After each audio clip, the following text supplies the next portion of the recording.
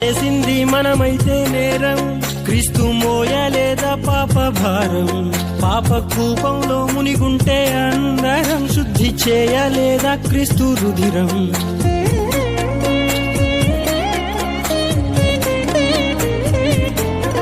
సంక్రమిస్తే మనలో పాప రోగం, దాన్ని తీయలేదా సిలువ యాగం. లేదు కాస్తైనా తనలోన మలినం, నా యేసు జీవితమంతా పావనం.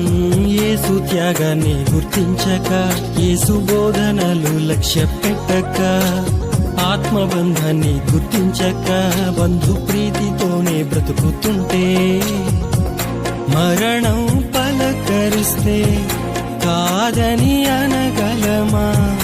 అది సాధ్యమా? ఆయువు తీరిపోతే ఊపిరి ఆగిపోదా?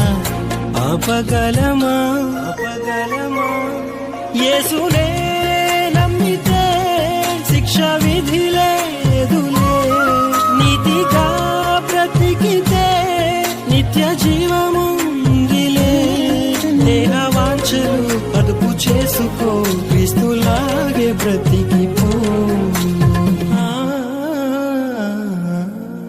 నటనాలయంగా ఈ లోకమంతా భ్రమలోన బ్రతకో.